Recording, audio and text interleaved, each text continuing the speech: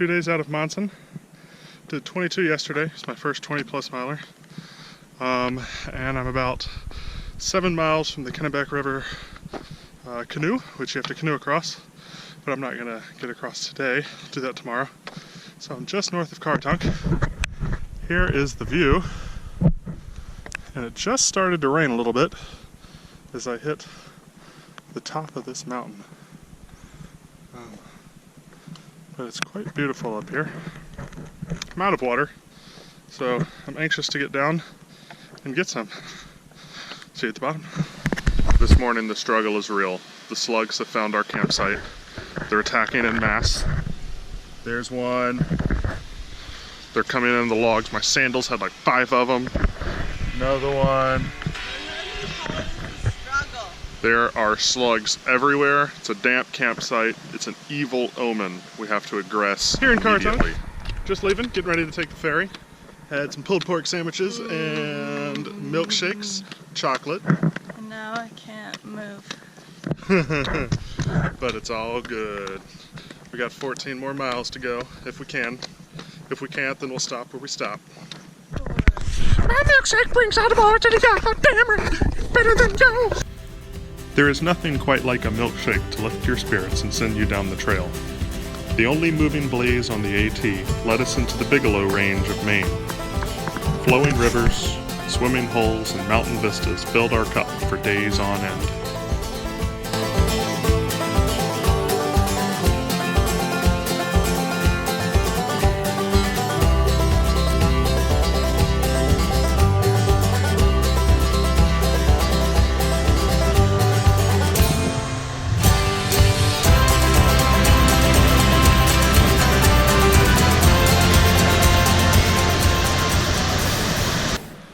Just out of Cartunk.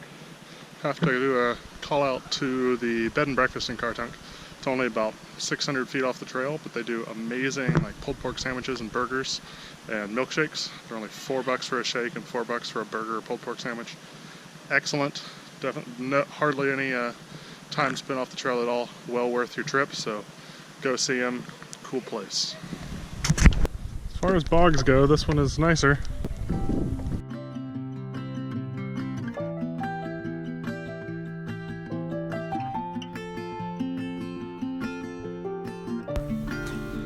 The number of times in Maine that we crossed wood plank bogs is impossible to count. The Maine ATC does an incredible job of maintaining the trail, staffed with hundreds of awesome volunteers. For being in such a remote and rugged country, this club stands out as a passionate group of individuals who just simply get the job done.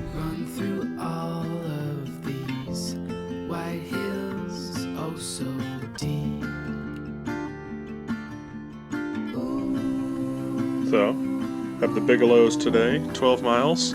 Our first 4,000 footer since Katahdin, which was a 5,000 footer, but how you feeling? Passing by cars. Wind won't slow us down, so here we go.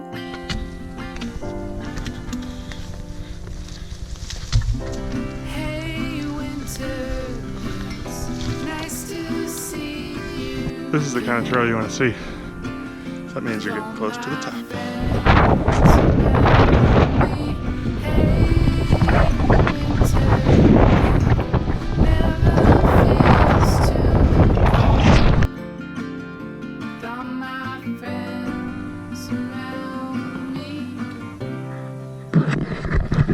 So after setting up camp every morning, or every evening rather, one of the important things that we have to do go down to the creek and get water and filter it.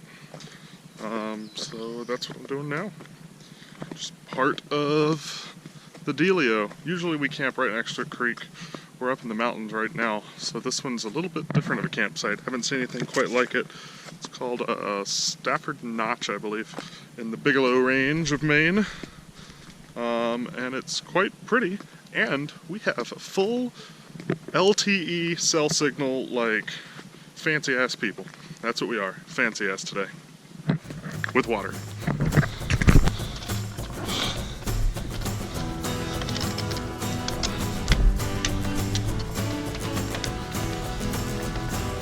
Bigelows were quite the challenge after the relatively flat terrain of the 100-mile wilderness. The peaks of all three are in alpine zones and managed by the Ridge Runner Short Term, who thru-hiked a few years back. The views are incredible and are definitely worth the climbs for thru hikers and day hikers alike.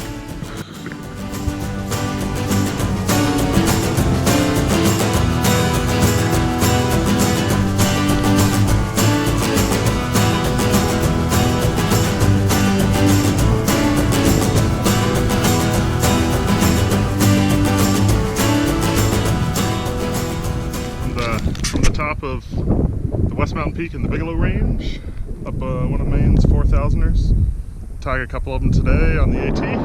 A gorgeous day, and we're thinking that this right there is Katahdin. Hard to say.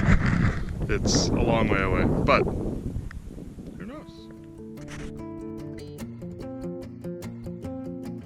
It's Repeat. It's Gator. It's you. It's breakfast. He's over there behind her. There's two of them. She's right behind the red hat. He's sitting on the bench right behind the red hat. See him?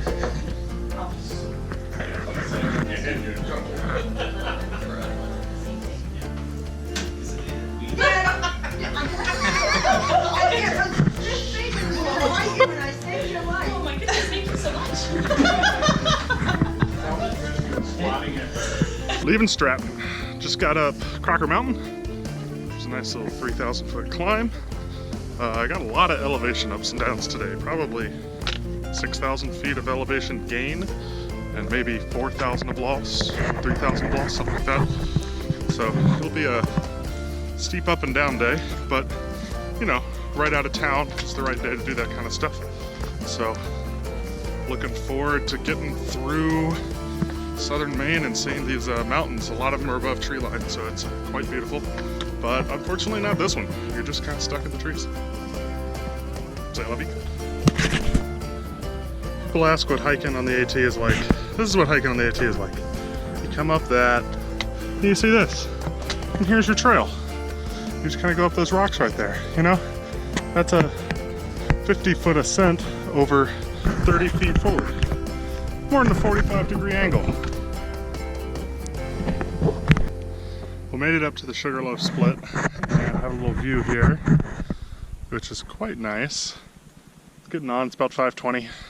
Sunset's at 8:16 and camp is about 3 miles away, so it's going to be a race to get to camp, because up here, mile an hour is not odd. A little bit faster than that's even better, but no guarantees. But what a beautiful day. Apparently I hiked 200 miles. That's what Repeat says. You hiked 200 miles.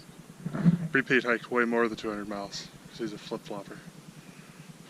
Indeed. I'm way too tired right now to care though, which is sad. But I'm at like the just get to camp phase. Leaving the Bigelows, you climb right back up the Crockers and Sugarloaf Mountain out of Stratton. We hiked the most difficult 13.5 mile day of the trail by far, tagging multiple peaks with elevation change of nearly 10,000 feet over Sugarloaf, the location where north met south and the AT was complete by the CCC.